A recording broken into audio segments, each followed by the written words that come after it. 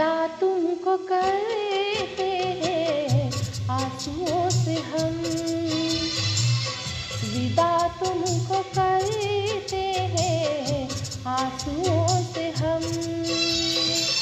सदा खुश रहो तुम, सदा खुश रहो तुम, दुआ करते हम। विदा तुमको करते हैं आंसुओं से हम, विदा तुमको करते हैं आंसुओं से हम।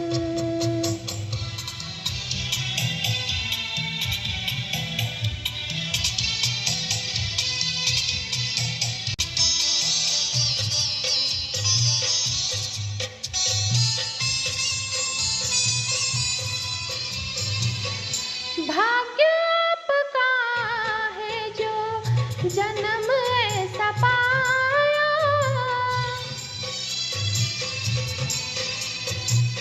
भाग्य आपका है जो जन्म ऐसा पाया, देके ज्ञान सबको शिक्षित बनाया, सुंदर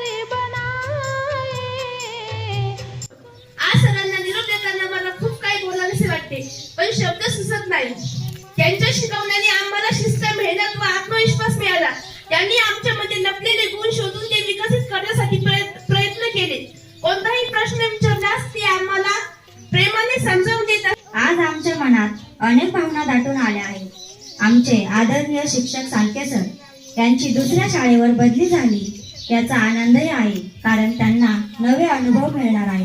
पण मनात छोटीशी खंतही आहे, कारण त्यांच्याशिवाय वर्ग आणि आमची शाळा नेहमी रिकामी वाटते। चांगल्या पद्धतीत या ठिकाणी मुलांना शिकवलं आणि नेहमी त्यांची आठवण या ठिकाणी राहणार आहे। आज तुमची बदली झाली, आम्हाला बी आश्चर्य वाटतं, कारण असे शिक्षक आम्हाला पुनरुपी तुमच्या जागेवर या ठिकाणी मिळाले पाहिजे। तुम्ही हेडमास्तर म्हणून या ठिकाणी तुम्ही काम केलं, अतिशय चांगलं। कोणत्याही मुलाला कधी दुखावलं पण नाही। पालकाला घरी जाऊन सांगणार की मुलाला या ठिकाणी शाळेवर पाठवा, भविष्य चांगलं घडेल शिकल्यानंतर। कारण म्हणे शिक्षण हे ज्ञानाचा सागर आहे। या पद्धतीने साळके सरांनी खूप चांगलं या ठिकाणी शिक्षण मुलांना दिलं आहे। शिक्षणाची पद्धत, लोकांबरोबर बोलण्याची पद्धत मनाला भावणारी होती। अनेक लोक त्यांच्या सोबत जोडली गेली। समाजात वावरत असताना त्यांनी कधीही राजकारण केले नाही, कारण राजकारणापासून दूर राहणारी ही व्यक्ती होती। शिक्षणाबरोबरच त्यांनी शिस्त, सहकार्य, प्रामाणिकपणा आणि एकोपा याचे महत्त्व आम्हाला जाणून दिले। माध्यमातून मी आता दक्षिण भारत 2 वेळेस पाहिलं, केवळ तर त्यांच्या माध्यमातून मी पाहिलं नाही तर मी महाराष्ट्र सोडूनही बाहेर गेलेलो नसतो। मी एक आदिवासी समाजाचा मुलगा आहे। आम्ही जग अजून निम्मशिम पाहिलेलं नाही, पण त्यांच्या योगायोगाने मला 2 वेळेस दक्षिण भारत पाहायला मिळाला।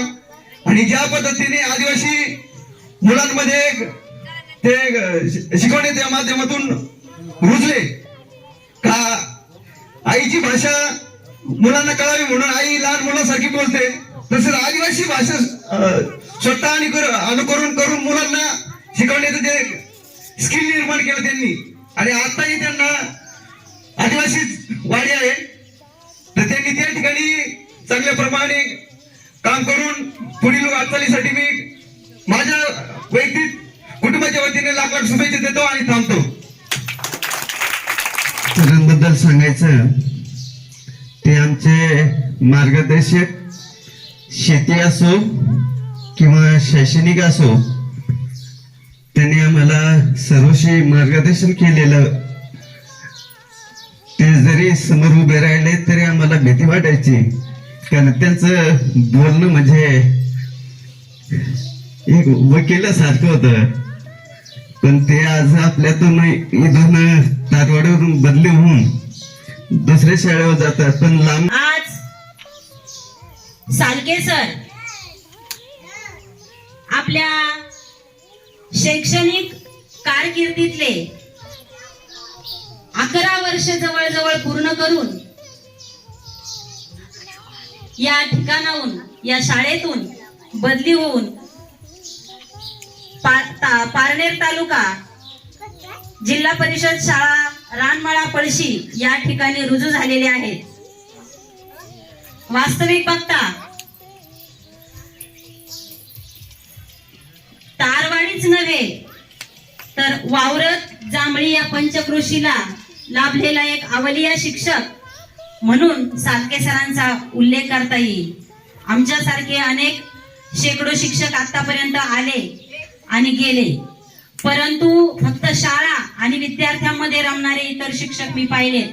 पण विद्यार्थी शाळा याच्या सोबतच समाजामध्ये इतक्या अतिशय मनापासून रमणारे हे एकमेव शिक्षक मी माझ्या 20 वर्षाच्या कारकिर्दीत आतापर्यंत पाहिले. हंसाप्रमाणे सरांचे व्यक्तिमत्व आहे. फणसांगी काटे आत रसाळ गोमटे. खूप त्यांच्या जी व्यक्ती त्यांच्या परिचयामध्ये जाईल, त्यांच्या सहवासामध्ये जाईल, तेव्हा सरांची खरी ओळख आपल्याला येते. जेव्हा दुरून दुरून पाहिलं तर साळके सर आणि नरवडे सर यांच्या परिसरातूनही कोणी घाई जात नाही. परंतु या ठिकाणी यांच्या सहवासामध्ये जे लोक येतील आणि त्यांच्या खऱ्या व्यक्तिमत्वाचं पान ज्यांनी उलगडून पाहिलं ते आयुष्यभर यांना विसरणार नाहीत. आज या कार्यक्रमाच्या निमित्ताने निरोपाच्या हळव्या क्षणी दाटून येते आठवणी.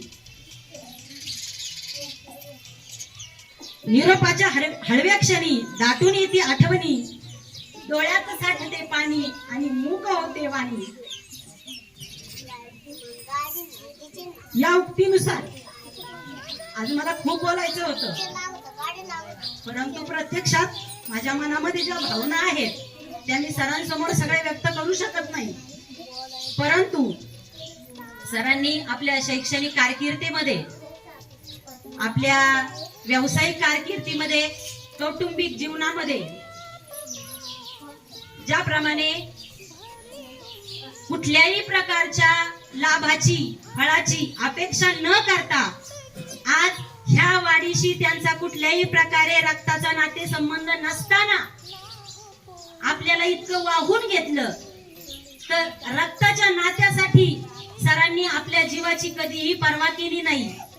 प्रत्येक नात्यातल्या व्यक्तीला ते सदैव उभे राहिले. तुम्ही हाक द्या, मी उभा आहे.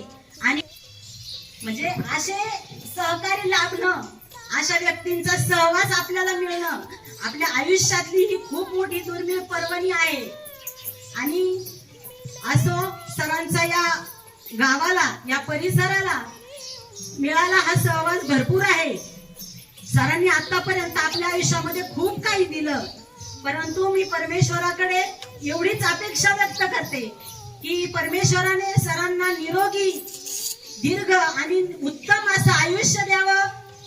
त्यांच्या हातून समाजकार्य घडावं मी असं अजिबात म्हणणार नाही, कारण नाही म्हटलं तरी त्यांच्या हातून ते समाजकार्य घडणारच आहे. आपल्या झोळीत असो किंवा नसो, दुसऱ्यांना देण्याचं जे दातृत्व आहे ते साळके सरांकडून शिकावं.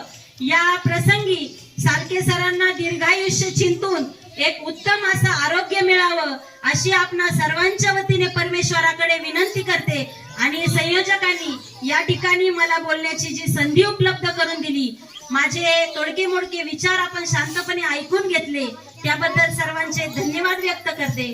त्यानंतर साळके सरांचा वसा घेऊन या ठिकाणी एक अतिशय नवोदित असं व्यक्तिमत्व आपल्या तारवाडी शाळेला मिळालेलं आहे. प्रत्येकाच्या व्यक्तिमत्वाचं काही ना काही गुण असतात. नवीन आलेले सरही साळके सरांप्रमाणेच आहेत. तुम्ही त्यांना साथ द्या.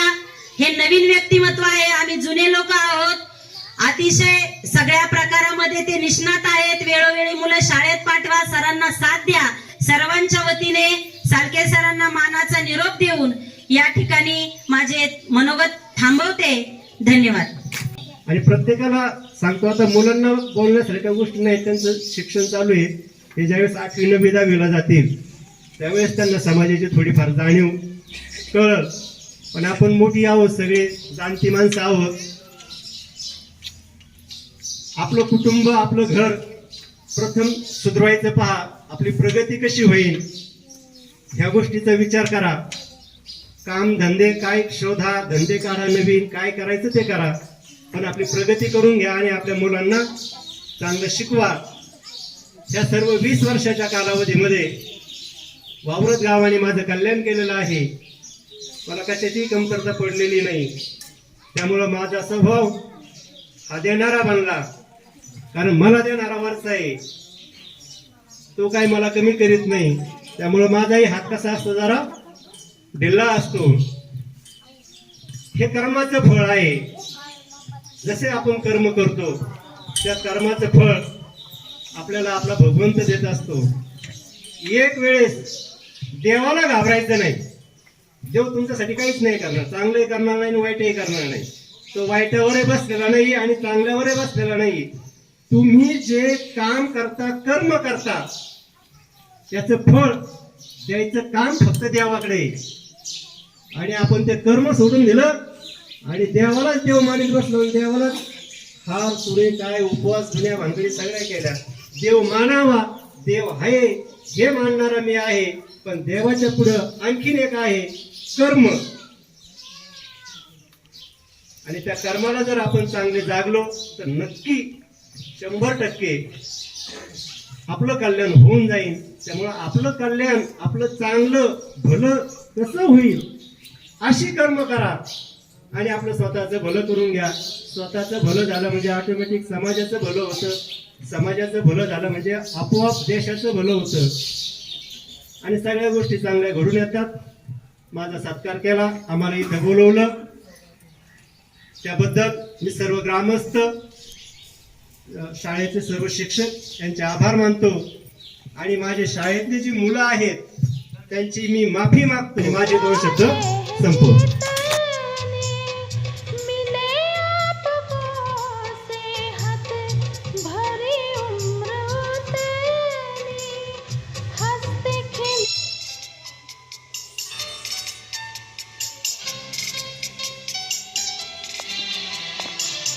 विदा तुमको करते हैं आंसुओं से हम, विदा तुमको करते हैं आंसुओं से हम,